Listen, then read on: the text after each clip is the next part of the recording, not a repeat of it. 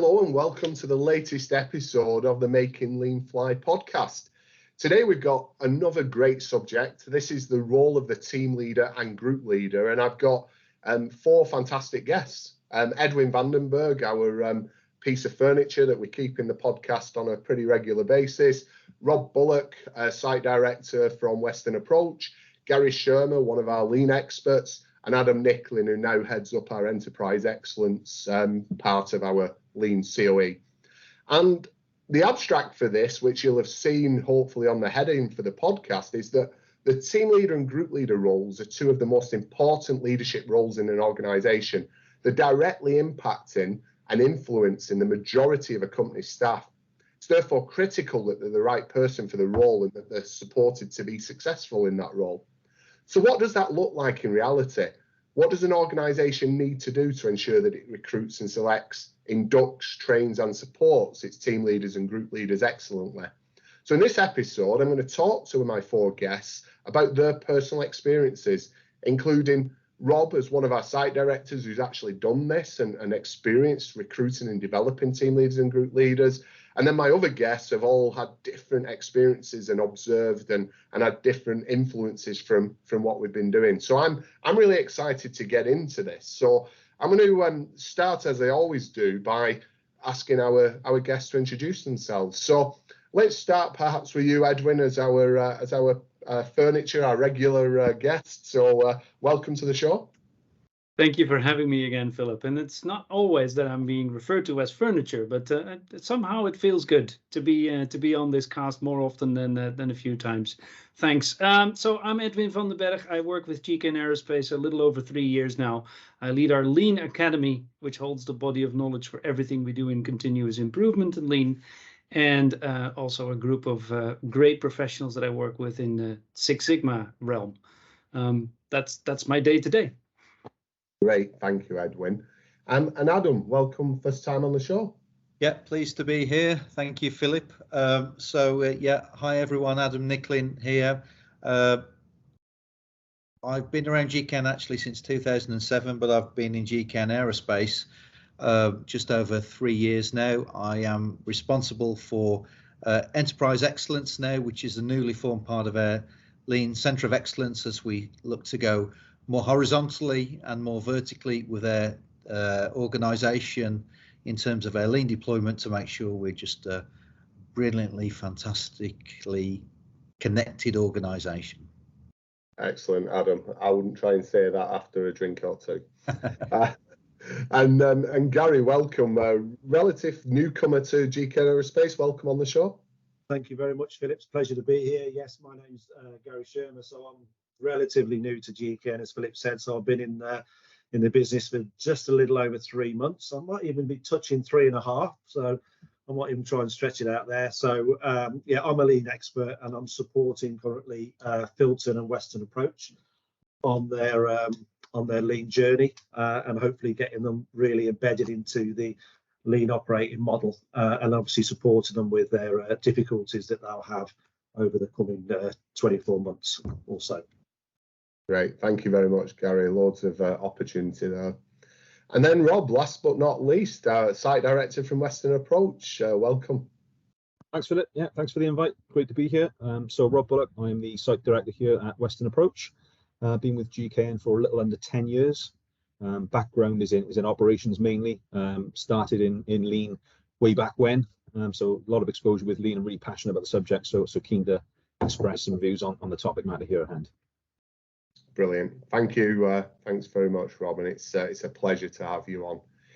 So we've done the introduction. So let's get into, what is the role of the team leader and group leader? So Rob, how would you describe briefly to somebody who asks you, what is the role of a team leader?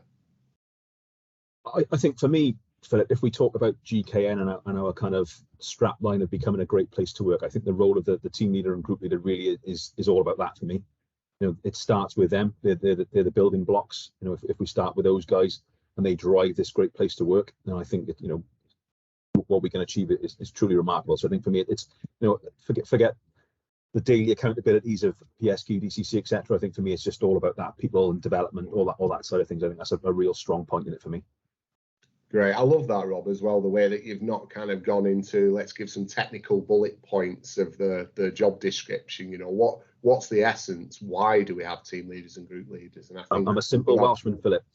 Absolutely. No, it's great. Thank you, Rob.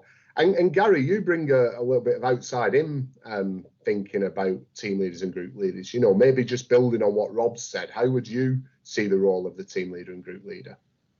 So based on my experience, I mean, obviously the most important company that I worked in was Toyota, which kind of hold team leaders and group leaders in very high esteem.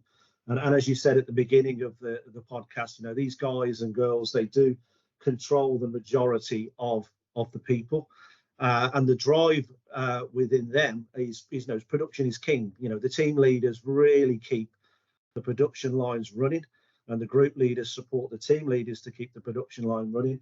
And fundamentally, without the team leaders and group leaders in Toyota as a company, it would not produce the vehicles that it does to the volume that it produces and to the quality that it produces, because they are massively important. You know, they have a framework, you know, as a role to work within, but they have freedom within that framework to do what they need to do at the right times. And I think if we can get, you know, that kind of mindset in and allow these girls and guys to do their jobs, I think the rewards will be absolutely tremendous. You know, massively important role for me. And I've always said it, you know, in any training that I've done, you know, team leaders particularly, it's one of the most underrated, but most important jobs that people can do. Yeah, that's great. I love the way you've described that, Gary. And if I think about that, you know, I mean, most companies and previously in GKN times, you know, we've had roles such as supervisors, leading hands, value stream managers, etc. You know, Adam, what's your observation of the difference between those kind of job descriptions and what we're trying to build with the team leaders and group leaders? Well, I think it's actually a paradigm shift from having the best people for, you know, they've always been around, they're the best operators, but are they, you know, geared up to provide opportunities for team members to play to their strengths and be successful? And I think we're in a situation now where that's more important than ever, starting with safety first. And how can we bring out the talents and strengths of our team? You know, one of the big parts that we've recognised needed to change through our deployment was simple things like span of control. You know, in some cases, 50 direct reports, you know, you can't do anything more than survive. So, and you certainly can't provide opportunities for team members to play to their strengths. So I think we've, you know, using the best practices that, you know, Rob and Gary have spoken about, we've tried really hard to integrate that really well. And as far as I can see, where it's been done really well, we've seen the benefit so far. Yeah, absolutely. Thanks, Adam. I think that's a really, and you talked about talent, and I'm interested, Edwin. You know, I mean, what would you see as the difference between talent, experience, skill, and what's the kind of mix that you need? I think there is a very fundamental difference between skills and experience and talent as a concept, because experience you can go and gain, you can go and practice things and you'll gain your experience. Skills you can go and practice or be taught. But if you talk about talent, it's something that's inherent to the person that you are. And it is something that cannot be taught. It is what you bring as a personal quality to your work. So when you take a look at team leaders and group leaders, there's a number of items that you need to have as talent before you can be successful in the role. And then when you have those leadership talents, that interaction talent with people, that connectivity, the way that you drive engagement, when you bring that all to work, then you'll learn extremely fast the skills and the experience required. And of course, as a team leader, you need to have skills for the work. You need to have skills around teaching and giving job instruction. But to me, the most significant thing that you need to bring when you come to a team leader role is talent that's fit for that role. So fit for that role. So we're talking here, I guess, about making sure we've got the right person to fit the role. Not saying, you know, somebody's good or bad, but saying, are they the right person for that particular role? They might be the wrong person for that particular role, but the right person for a different role. I guess that's kind of where we're coming from. And Rob, what are you observing in, you know, the real world that you're doing this in Western Approach? No, I think very much that, Philip. You know, everybody's got their place in the world, and certain people will be naturally gifted at certain things and naturally not at others. So I think it's just about finding that right place for those individuals within the business. And if it's as a team leader or a group leader, then great. If it's not, then we help them find the right place for them within the organization. We've had an instance recently at Western Approach where an individual put his hand up and said that the team leader role actually wasn't for him. So we've helped him find his natural place, then actually a level down as a primary operator, which he fits into very well. He's a natural trainer. So it works both ways, up and down the scale. So I think, yeah, we've seen lots of different things at Western Approach so far. Yeah, absolutely. I think that's a really great outcome as well, isn't it? I mean, obviously the best outcome is that the person in the job thrives in it, does a great job and enjoys it.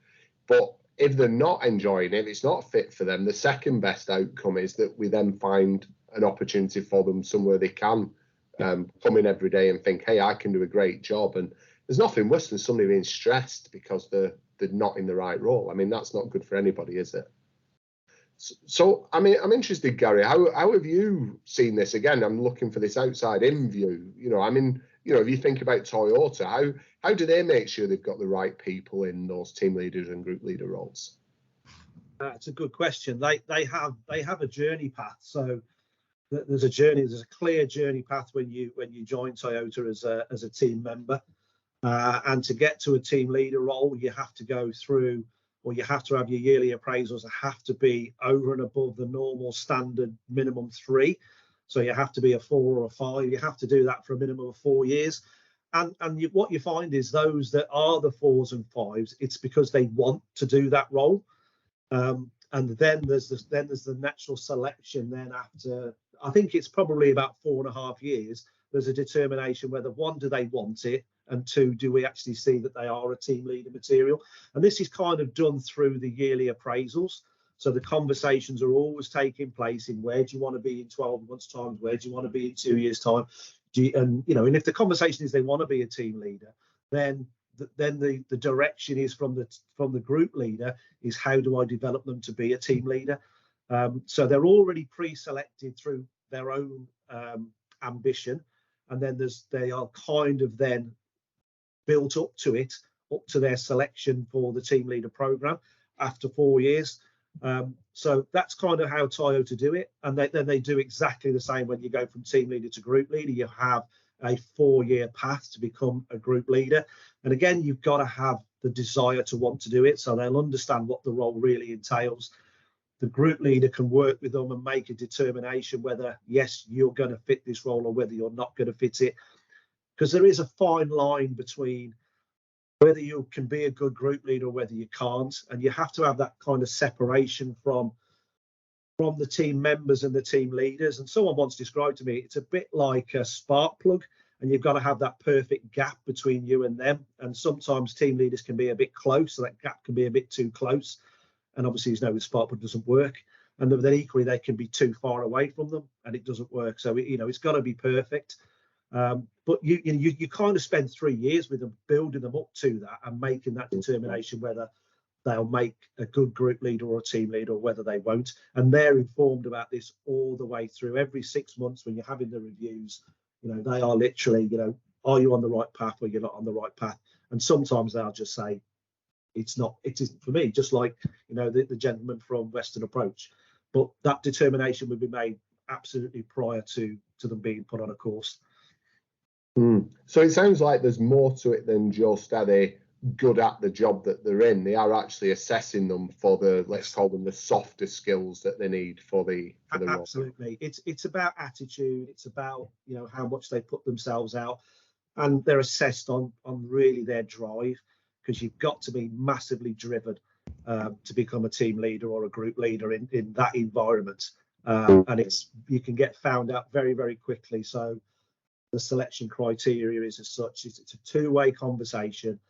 The expectation is set from day one, and the build program to get them to where you need to be takes about 3 years. Okay.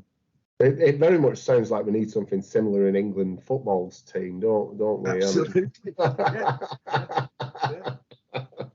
But that's just the remnants of Saturday still floating around in my mind.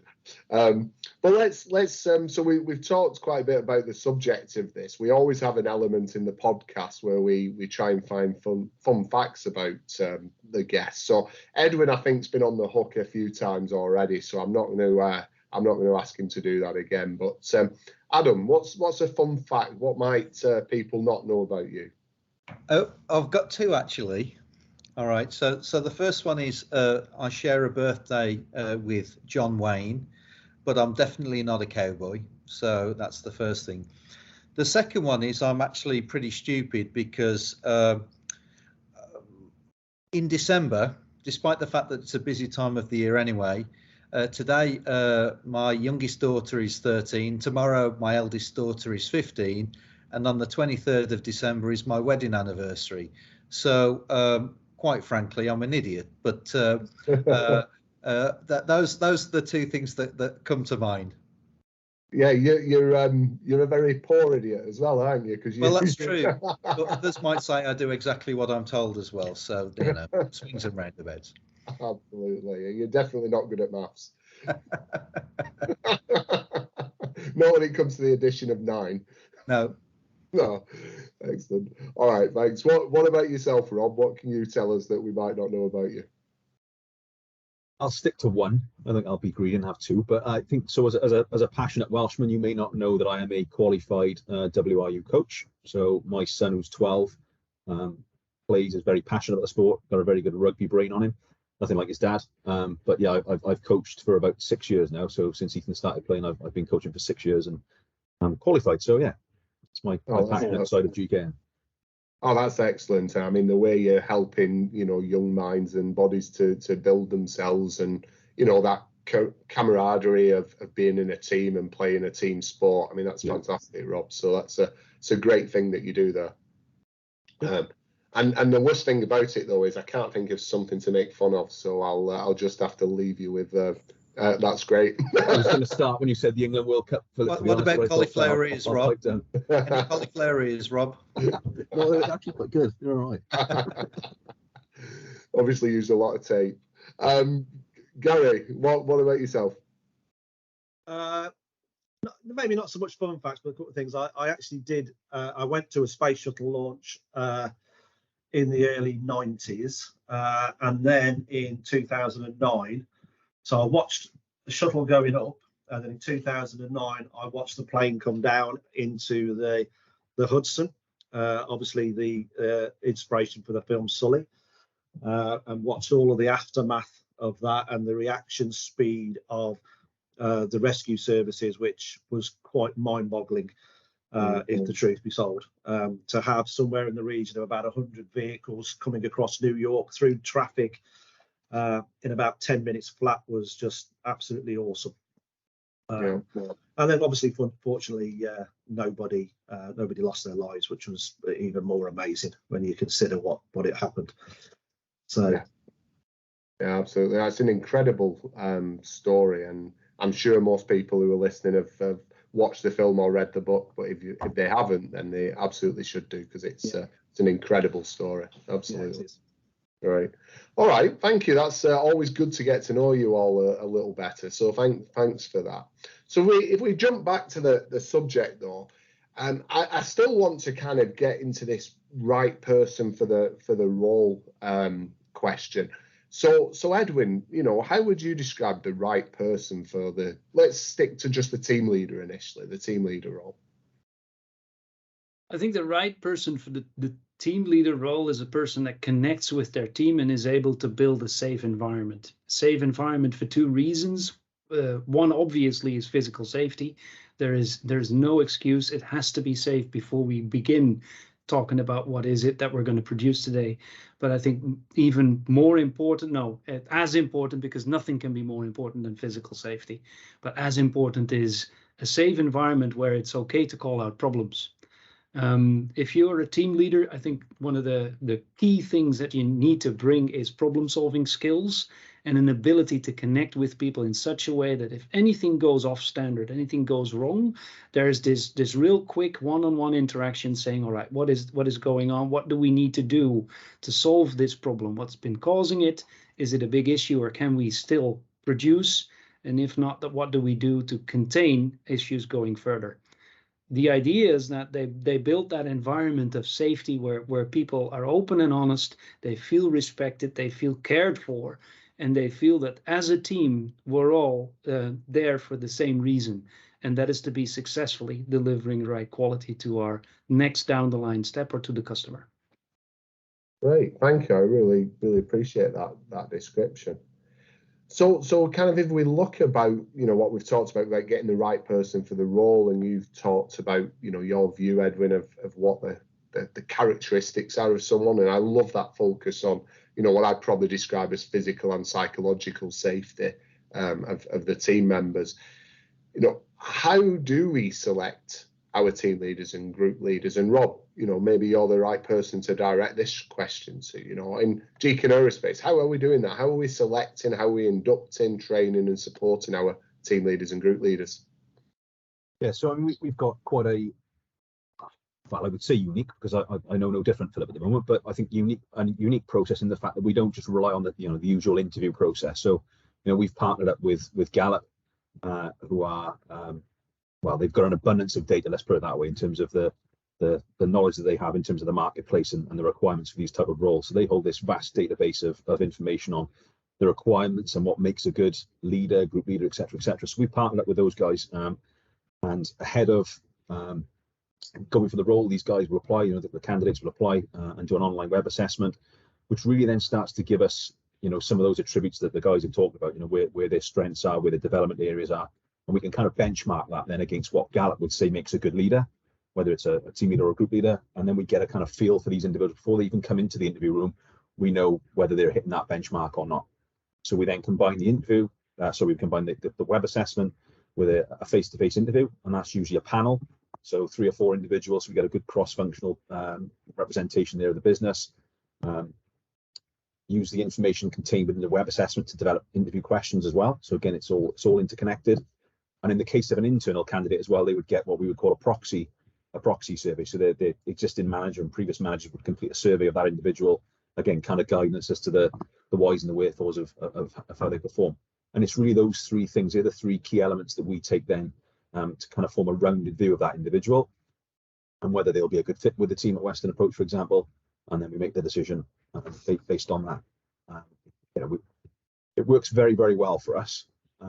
We've got some really, really good team leaders. We've had 2 team leaders as an example. We talked earlier on about the guy that's put his hand up and taken a backward step, but actually we've had 2 team leaders that have been promoted to group leader level within a space of 18 months. So it does work. It does identify really, really good talent. We also build on that then within Western Approach.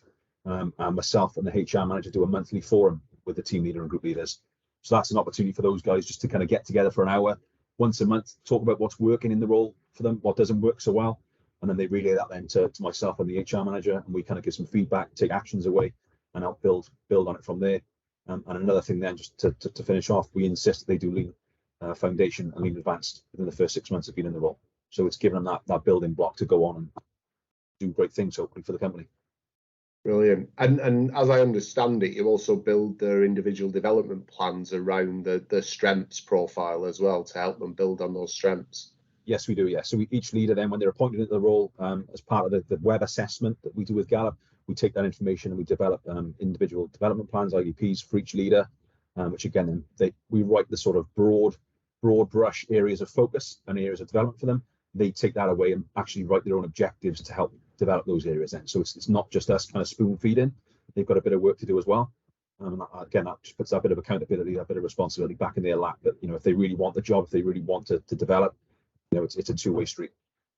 Yeah, absolutely, and it's great description of how you've been doing it there, Rob. And I think it's interesting, Gary, if you kind of contrast that to Toyota. You've got Toyota who've been doing this for decades, basically, with that structure. They've got, let's say, well, they've earned it. They didn't get given it, but they've earned now the opportunity to be able to, I guess, take a very steady process to make sure that they've got that 2-3 years of, profile of the person, performance of the person before they make the decision on them stepping up. Whereas we've had to do it in a much more accelerated way because we've started from zero basically and had to build the team leaders and group leaders. So as again, somebody new into the organization who's seen that kind of well-established route versus what we're doing here, you know, what observations do you have?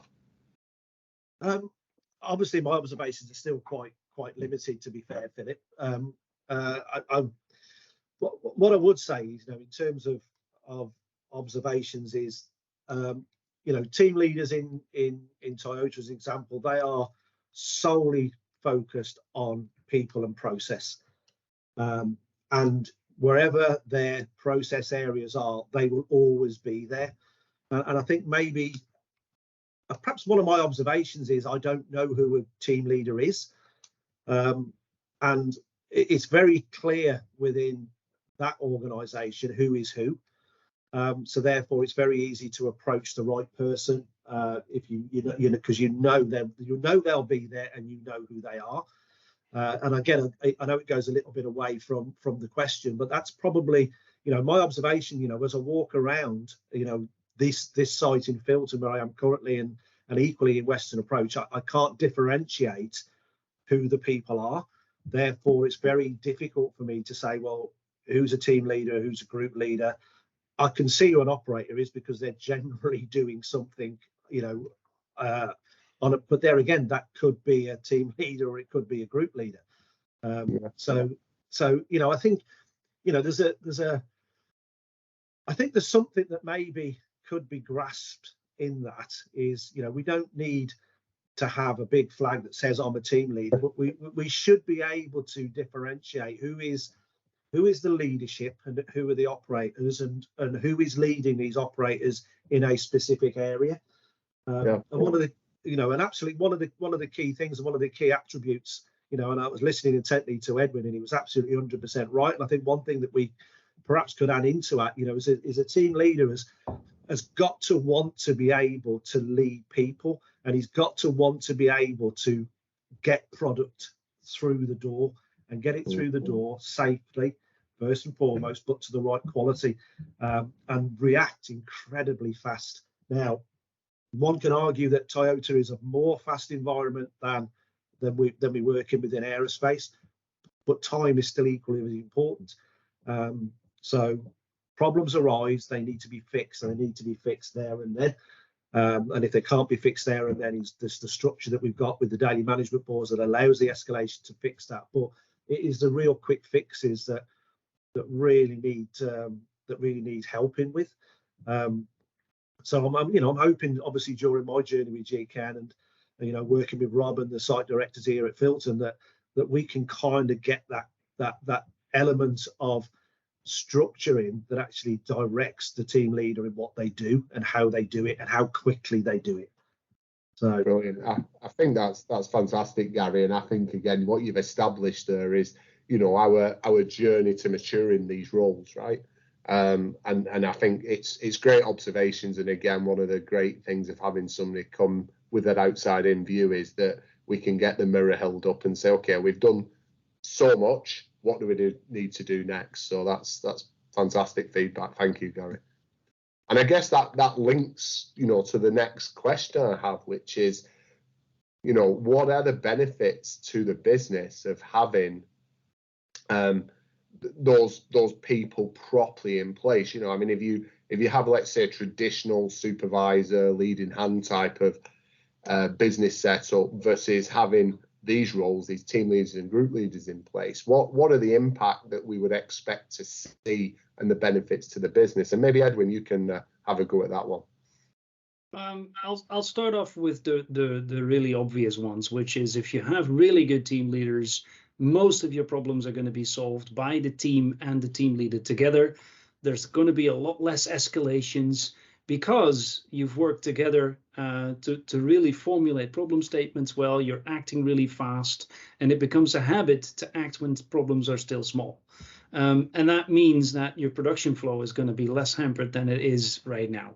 So that's one. But maybe equally important is the other one, which is all people directed. If you have really good team leaders in place, they're going to develop the people around them. They're going to be able to spot those people that have certain talents that can benefit the business now and in the future. So competency development, leadership development is also gonna grow if you put this structure in place correctly, and has a lot to do also with span of control that Adam touched upon.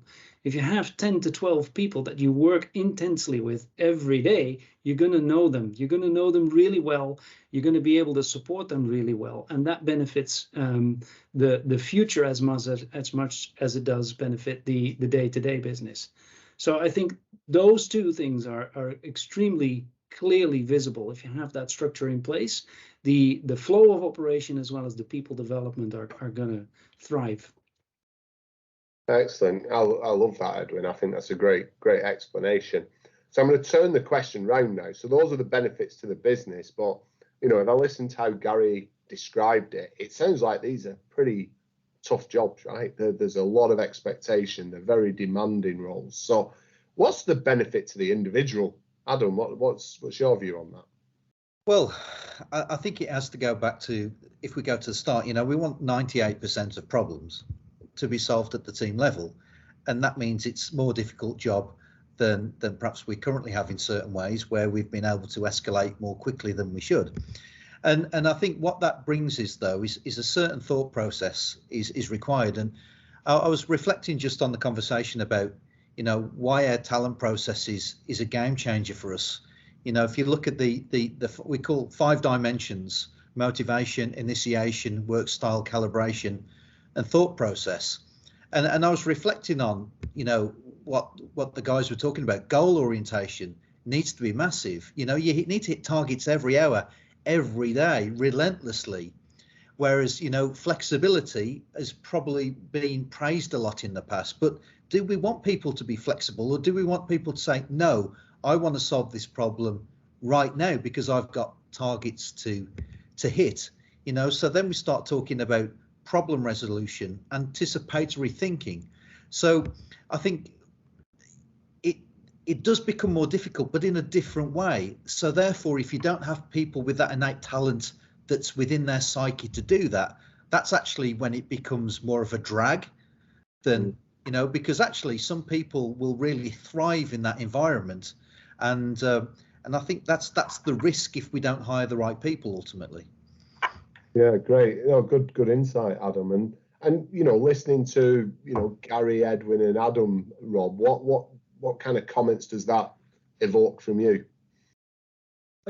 I echo everything the guys have said. I mean, for me, and the way we kind of tee it up at Western Approach, these individuals are running effectively a small business within a big business. So that they've effectively got to have the kahunas, if I can say that, to make these decisions, to own them, to stand by them, and live with it. And if they get it wrong, nobody's going to bang the table. We don't work like that at Western Approach. We'll learn from it. And I think that's the key thing for me. As long as we're learning every day, then we'll thrive as an organization. That's the key takeaway for me. Running a business within a business, don't be afraid to make mistakes. Yeah, and I love what you brought out, because we've not really mentioned that word throughout this podcast episode, which is being a learner.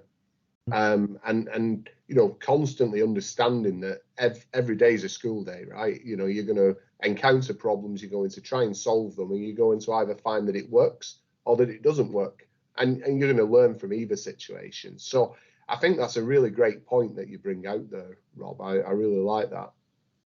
So as we come towards the kind of end of our allocated time, I guess there's a couple of questions I've got left, and I'm going to stick with you, Rob, because the first one is, what have you seen happen in Western Approach throughout this process? What is it? A couple of years now we've been doing this in Western Approach. What have you seen? How would you describe the process and what it's meant to your site and to the people?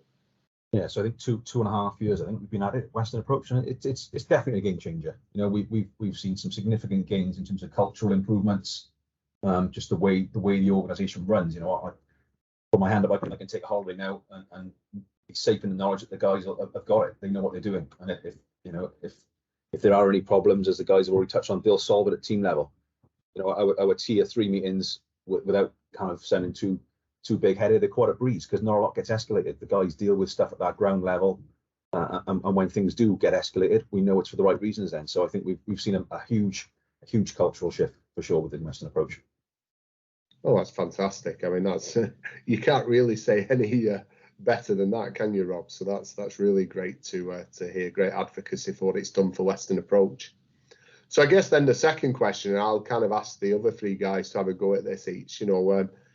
Adam, what would be your advice to anyone who wants to make a breakthrough in this area to change the way that they set up their leadership in the site? Well, I think understanding the why of why they need to change is super important. And we recognized our why. We want to become excellent in everything that we do. And we realized to get there, we need to do something different. And so I think understanding the why is the first one. It's not to deploy lean or something like that. It's to solve a problem. And our problem was I wouldn't say it was unique to us because it was our problem to solve. But, if we want to be excellent, we have to have the right people in the right roles. And the right people in the right roles doesn't just mean in the executive positions that make the decisions. As you talked about, Philip, the majority of our workforce work for group leaders and team leaders. And I think in the program that we had for our organizational design activity in our lean operating model deployment, we're talking about 800 people. It's a massive population.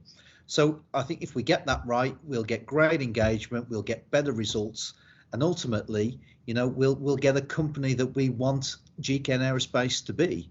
So I would suggest, first understand the why, and secondly, just go for it.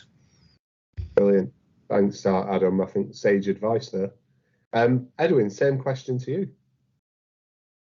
I think one of the most important things to realize is it is not just about skills and experience. It is a lot to do with talent.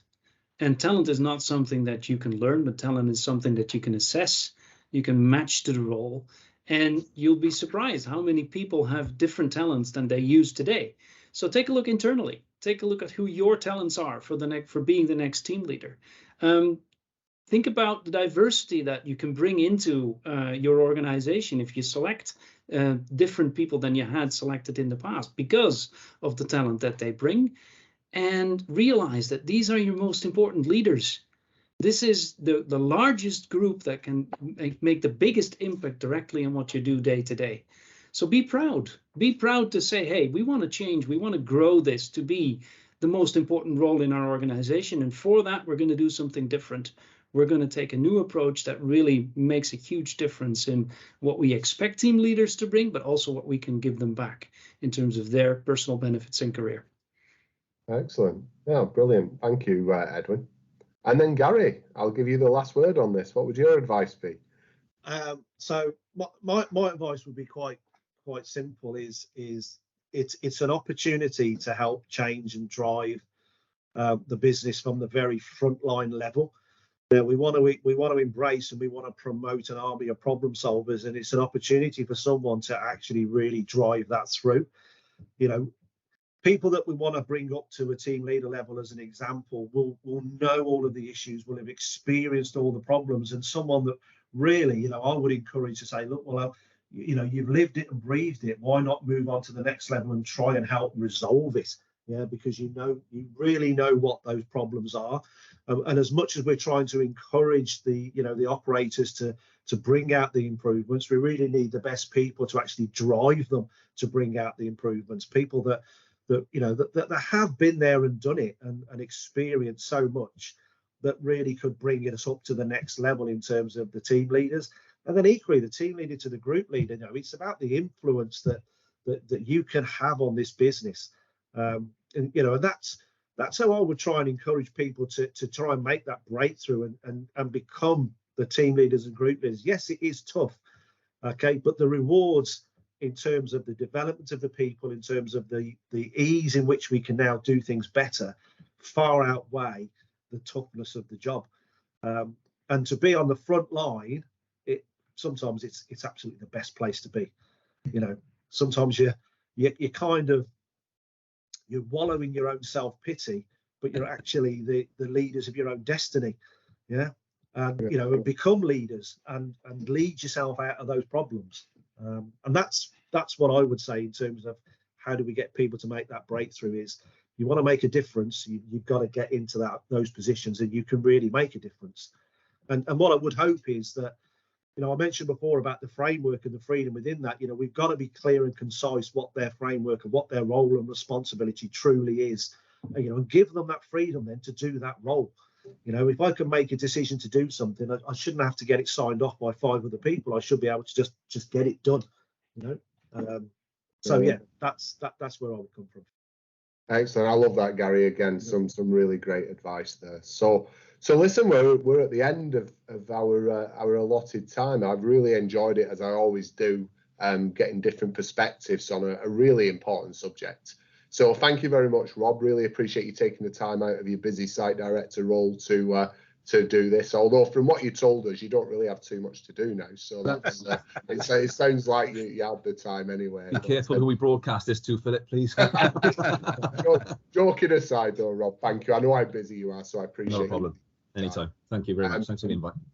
Adam, thank you very much for coming on. Edwin, as always, and Gary, you brought some great insight into this. I really, really appreciate it. So I hope that the listeners enjoyed this episode. Keep on the watch, because we'll have new episodes coming out at least once a month. And remember, it's about changing how you lead, not who you are.